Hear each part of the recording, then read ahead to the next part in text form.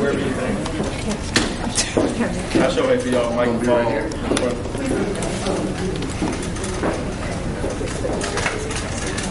See what I mean?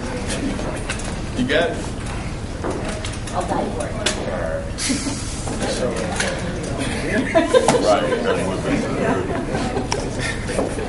Whoa. There we go.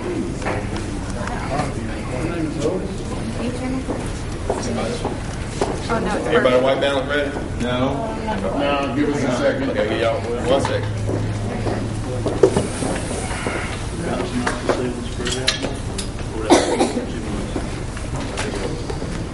Can you see? That's better than what we had. Man, we got to have somebody run the projector. The computer guy, dude. All you got to do is hit the arrow key.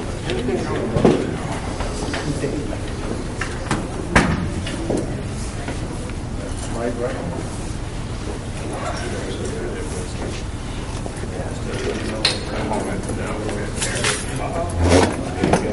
Hey, Freddie, what you up to?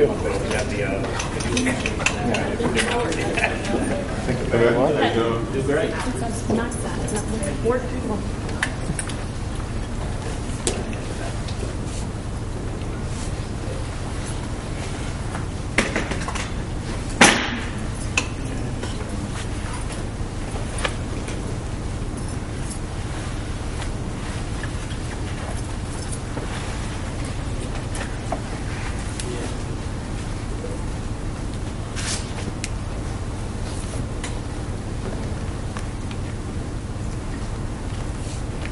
Check. 1, 2, 3, 4. Check. 1, 2. Test. 1, 2, 3, 4.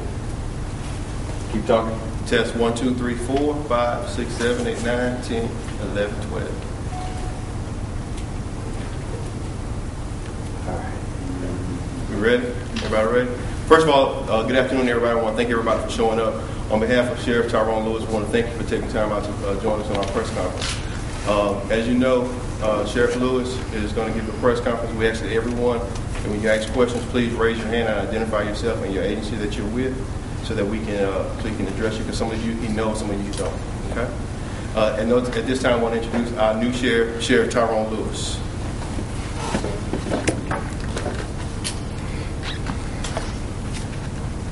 Our new sheriff, who needs no introduction, Sheriff Tyrone Lewis.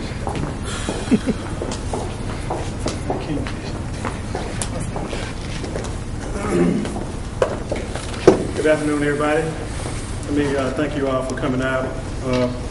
What we're here for today, I want to make sure we get the word out and get the message out about what's going on in the Sheriff's Department since we've taken over. I wanted to take this opportunity to talk about our vision, our platform, and what we campaign on and how we're moving forward with the commitments that we made.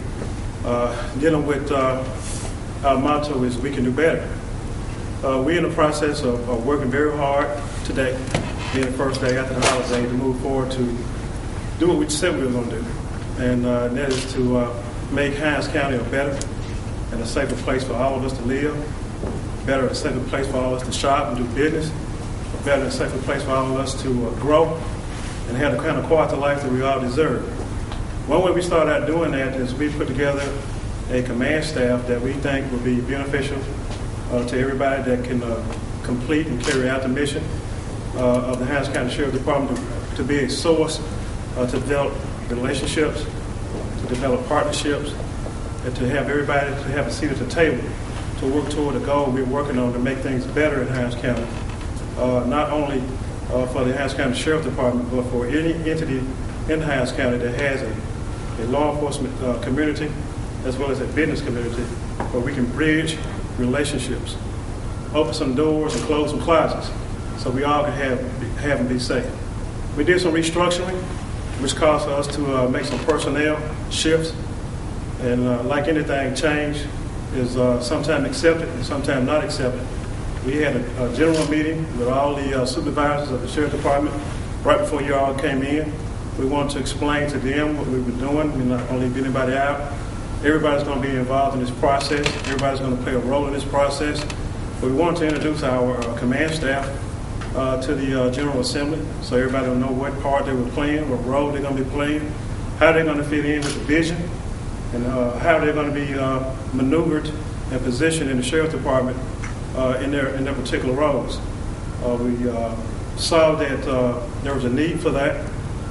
In the process of moving toward today, we had a transition team put together, and we were able to look through certain documents. We were able to meet with certain people to determine what do we need to do to do different to make Hinds County Sheriff Department a better Sheriff Department to service the citizens of Hinds County. And we have some of that in place today. We wanted to hit the ground running. We wanted to make sure our honeymoon was very short because we're very serious about crime in Hinds County. And we put together, we think, is a good team that we can move forward with. I want to take this opportunity to introduce someone to you right now. We were very top-heavy in the Sheriff's Department with the documents that we was afforded to see and utilize according to the budget that we have inherited, which is a $21 million budget. And we're going to be very creative in utilizing that budget because we put together the experienced team that know how to deal with budgets, that know how to maneuver personnel in order to get done what we need to get done. Instead of having the undersheriff, we dropped down to what we call a chief deputy position. And that would be the number 2 position in this administration, because when we defined both positions, they both have the same meaning. So we have some duplicate services here. So that was one way we was going to be able to save some money and not duplicate services and duplicate positions. And that was one of the main things we were looking at when we was putting together this team. We were trying to find ways to utilize our money in the best way possible to be good stewards of the taxpayers' money without sacrificing public safety. And the chief deputy is a person that's a veteran in law enforcement. He's well known in the community, especially when it comes to interstate drug trafficking. He has worked in various departments. We're recruiting him from the smaller city of Richmond, and he's I introduce him to you now as Deputy Chief Chris Peaky, who is standing to my right. Has a red tie. Under Chief Deputy PQ, we have downsized some divisions that the Sheriff Department had to be more efficient, more accountable, and more economical when it comes to saving the taxpayers some money. We came up with a couple of divisions, I think 4 divisions to be exact, and I'm going to show them to you on the PowerPoint. But I'm going to introduce the staff to you first. One in our law enforcement division, which is going to be the patrol division. One of the things we talked about was increasing visibility all across the county. In order to do that, we had to have a strong individual that knows how to run and have been in law enforcement long enough to come up through the ranks to know how to run a patrol division. And that person has been chosen today, who is a veteran of this department. We did not have to go outside to seek that person. He was already here. He has an enormous amount of experience. He has been used as a liaison to the FBI, and we actually recruited him back to the Sheriff's Department in the capacity of Deputy Chief of a law enforcement division. And that's going to be Deputy Chief Ken McGee. Running our community service division, which is another division that we are going to create because we are going to be very in tune to the community. We think community policing is very important in law enforcement today. It's going to be a mega division for us to stay in tune with the business community, to stay in tune with the neighborhood associations, to stay in tune with the clergy and any entity that has something to do with bringing the community together, working with law enforcement. For so long, there's been a disconnect from the community and law enforcement. And we want to bridge that gap to where we can have good communications and good resources where we can educate, not only educate the community on how they can be a help to us, but to help to themselves as well. So we're going to be linking that division with a longtime veteran of law enforcement. All these individuals are no strangers to law enforcement. They bring a lot of experience to the table. And we recruited a young man from the Jackson Police Department, whom we all stand on his shoulders, is Deputy Chief Perry Martin. The other division that we're going to be dealing with is support services. Is it support services or? Support services. Support services. Support services is going to be dealing a lot with the training of our officers, a lot dealing with the court services, dealing with the civil process, dealing with the warrant divisions, and dealing with the overall perception of how officers look in the public. And that division is going to be headed up by another veteran who's been in law enforcement for years and retired, but we're bringing him back out for his experience. Is going to be Deputy Chief Joe Austin. The other division that we are going to have, where we're going to have a major person in it, is corrections. Corrections is going to be a division all by itself. We have 3 facilities where we house inmates or prisoners, as some would say. We have a work center. We have the Raymond Detention Center, and we have the Jackson facility downtown, which gives us a total of 1,000 beds for inmates. Everybody knows the problems and concerns that we have with our corrections division. We needed some experience in that, and that we're negotiating with several people to be the warden or the jail administrator for those 3 facilities. Hopefully between now and next week we will have that person in place, and we'll make that available for you as well. But that person will have a captain to answer to. And in the meantime, the captain assigned to the corrections facility is Captain Michael Ivey. Each one of these deputy chiefs and warden will have assistants, and those assistants will be labeled as captains.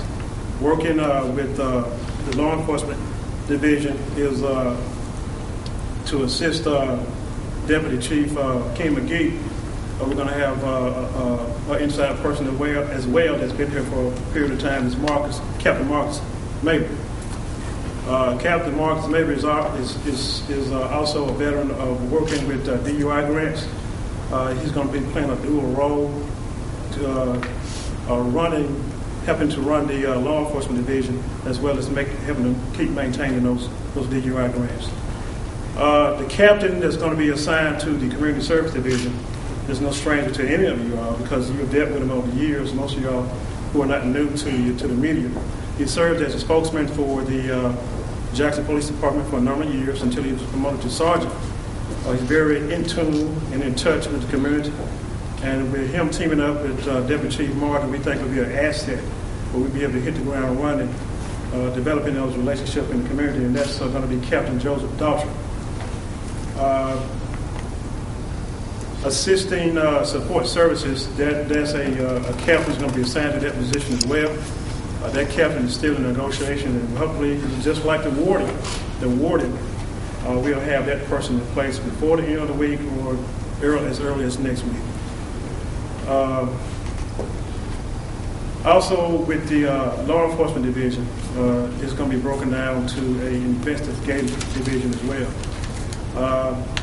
That's where we're going to have our plainclothes officers, our investigators, which is going to be a pretty large division as well, which is going to require a captain too. And that's going to be headed up by Captain Steve Bailey, who's also a product of this department as well. He is standing in the rear back there. With all the legal issues that we're facing and have been facing over the years with the Hinds County Sheriff Department, we wanted to be very, very, very prepared to going in to make sure that we can hit the ground running without a whole lot of interruptions. So we have a board in our legal department. We have 2 legal advisors, one by me in the name of Kamal Franklin. Raise your hand, sir. And our other legal advisor sitting in the back, who's no stranger to the county.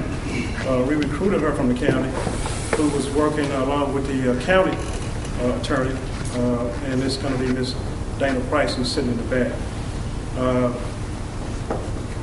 We have a lot to deal with legally, and we feel like the issues that we're having with the jail, one is tied up dealing with the day-to-day operations, the other can help facilitate working on the issues that we're having in the jail to help us get back up and running. They're also going to be involved in helping to train individuals in the department when it comes to statutes being change are coming down the line, and policies and procedures to make sure that our officers and our deputies and our whole department are very well trained where they can go out and serve the citizens as well. Each one of these prospective individuals have a lot under their command staff. And we're going to pass out an organizational chart for you all to take back so you can show the public. We're going to be very open-minded. We're going to be very open to the public. This is the public's, this is the community's department. And we want them to have just as much input as we have to output. With that being said, we had to do some shuffling. And we met with some individuals today, personnel-wise, to make sure that they understand the vision and that everybody here is going to be included, that want to be included. Those that did not want to be included, we understood their position as well. We are going into a new direction. We're going to build up off what's been put in place over the last couple of years. We do believe in seasons. The last administration had a very great season, and we're going to piggyback off that season to take it to another level, to include going into the next century, dealing with technology, computer age, and everything it takes for us to be an effective law enforcement community, so we can also be more competitive as well. Our goal is to be the top law enforcement officer, not only to be the top law enforcement officers in this county, but be the role model for the rest of the state. We want people to look to us as the premier law enforcement agency in this county and in this state, and we have to make some changes in order to do that. We want to make sure that we have everybody on the same page when it comes to appearances, when it comes to how we look, how our cars are looking in the community, how we are professional with people, as well as how we deliver customer service. So with that being said, I will now take a few questions. Yes. Erin Kelly with WABC. Today, the Hinds County Supervisor, Ken Stokes, in his first day of this meeting, called for a budget cut to your department. What was your reaction to that? Well, I didn't have a lot of input into sitting down and meeting with Councilman Stokes about this. I would like to have the opportunity, as we said, we're trying to develop relationships, and we're going to continue to try to develop relationships.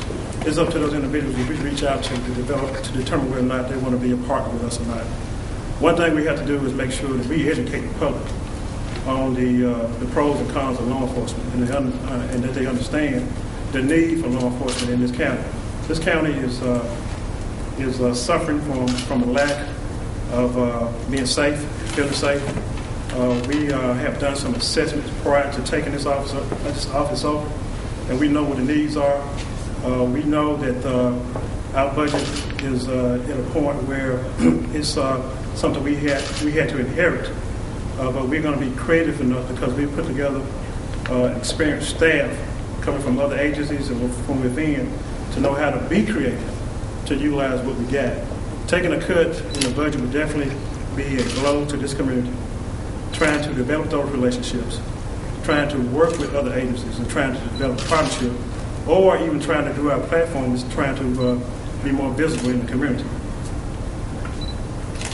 Can you talk about how you made your decisions on picking the people behind you? Again, we had a transition thing put together. We did a lot of interviews. A lot of people you see behind me.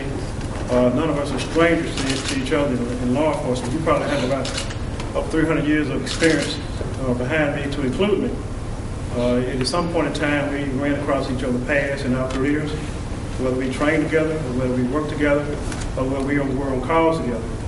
And we all have some management experience, and we all have the same passion and the vision for what needs to take place in this county. And we all have taken a position that's not about us.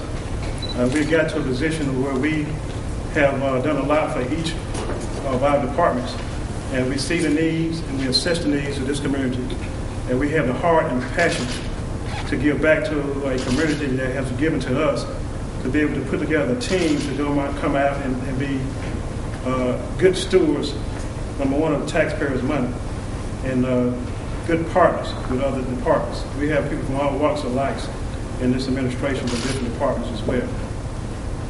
But they were interviewed. They were given the opportunity to express themselves on they want to see different with the Hinds County Sheriff Department, as well as looked at the platform that we had in place. And it was a selection that was made collectively by a committee and myself. This morning at the supervisors meeting, you handed the board a new set of procedures, a policy manual of sorts. What were the major changes that you said were made in it? Well, what we had to do was make a separation. The Sheriff Department had a book of policies for the entire department, and that was not sufficient for us. We had to do a policy for corrections because they are governed in a totally different manner. And we had to separate policies and procedures for the general population of the Hinds County Sheriff Department. That was the main separation that we had to make. It's a work in progress, and that's what we have the legal department for. They're going to be going through each one of those different policies to see what fits this department according to this administration versus what we can keep and what we don't need to keep. So that's a broad question for me to answer. But the main thing we did, we had to come up with a separate set of policies for the correction center because this is a totally different operation in the day-to-day operation of the Sheriff Department. Is there any plans to put cameras in the cars? One of the things we want to do is, like I said, we want to move toward the next era. And I think that there are some cameras that have been ordered for these vehicles prior to this administration. We want to see where they are, what's the hold up on them, and how we can move forward to go ahead and get them installed. So to answer your question, yes, that's part of the technology that we want to pursue. And the goal is to put them in all the cars, correct? Yes. Okay. Sheriff, what's the status of the supervisors who left? Do they have to reapply for their jobs? As of December 31st, there was, according to information that we got, everybody was unemployed. So we did ask everybody to reapply. And the reason why we wanted to do that, because we know there's a lot of good people in the Sheriff Department. There's a lot of good people that have been overlooked over the years that have talents that we can utilize. And we want to see where those talents are so we can utilize them in the proper manner to get the best services we can to provide to this county. In the back there. You were talking about you made these changes to save money. How much money are you talking about being saved in the budget? We're still calculating those figures.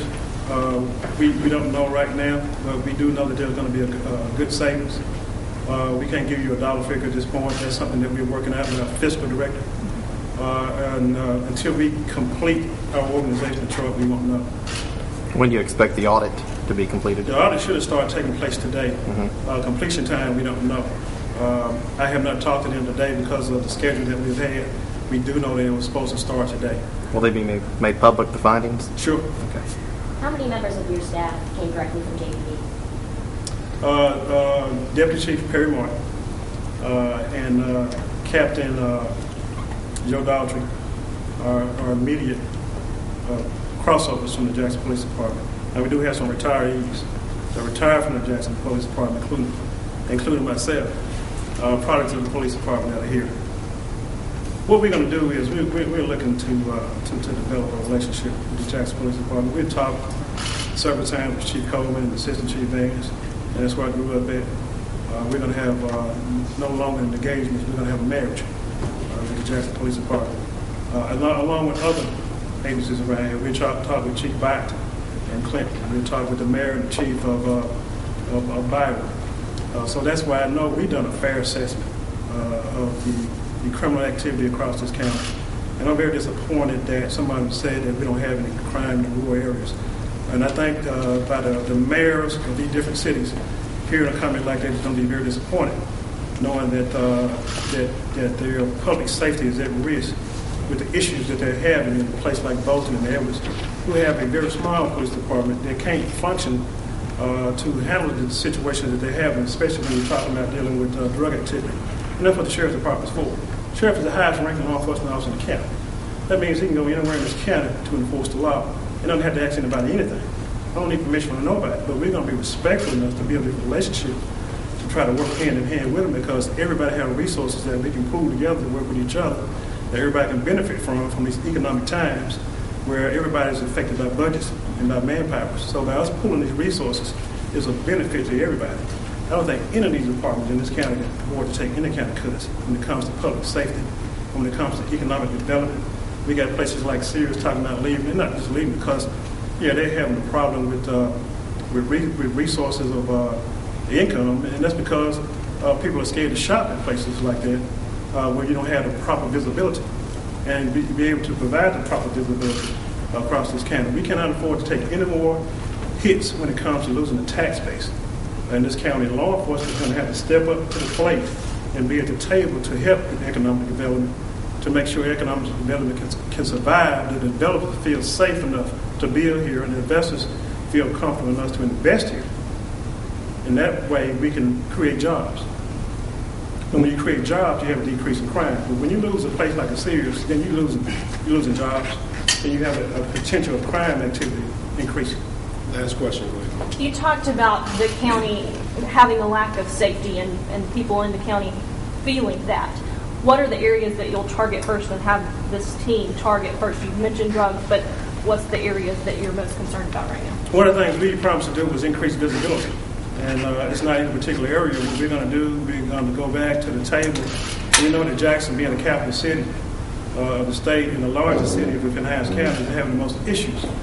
So therefore, we want to be that partner immediately with the Jackson Police Department to attend, have somebody or a representative or myself to attend their regular ComStat meetings to see where their biggest issues are. We know that they're in South Jackson based on what we assessed already, but we can't get a plain and clear view of that until we start working hand in hand with them, and that's to be invited to the table, which we have been, to attend their weekly ComStat meetings to see where their problems are. And we're going to attend every meeting that every police department has in Hinds County to get on the page with them to see where we can be a partner with them to provide the type of resources to help them in a time of need. And vice versa. You're going to see us doing operations together. You're going to see us doing stings together, because we have stuff that they don't have, they have stuff that we don't have, and to put those things together, it's just a win-win situation. So we have developed those relationships, and we dare not want those relationships to be tampered with at this point in time, because it is a hazard, and it will be a detriment to this community. What about private details? The policy on private details, will that remain in effect? Can deputies still work those, or will that change or be reexamined? That's something that's being in review. Quite naturally, law enforcement is not the highest paid people in this business. It is a practice that has been practiced over the years, but it's a policy that we're going to look at very, very, very, very strictly to make sure that if they do, and we do allow individuals to do some moonlighting, as they're called, or part-time jobs, that it's not affect their day-to-day operations in the Hinds County Sheriff's Department. Which means we may be looking at limiting the number of hours that they can perform in a part-time situation so they can be fresh. Right. Because the public is counting on them when they come to work, not to be sleepy and not to be tired when they come to work. So that's going to be an important issue that we're going to be looking at. Okay, we have other meetings. Right. Again, I want to thank you all so much. Our main priority is to make sure that we can provide safety to this community, and we're going to work very aggressively to do that. And we're going to be relying on you all's help as well as the public help to make sure that happens. We're going to be very open to you all. We're going to be inviting you all to the table, and we're going to be accepting y'all's call for the good and for the bad. Thank y'all so much. Have a good day. Also, I want to thank everybody for coming. In the back, Aaron Banks has a copy of the first release, as well as he also has a copy of the organizational chart, so you can take back with you. Please make sure that he has a copy of all your email addresses and everything, so that we can go ahead and make sure we contact you. And as the sheriff said, we are going to do some media publicity. We are going to do some sweeps.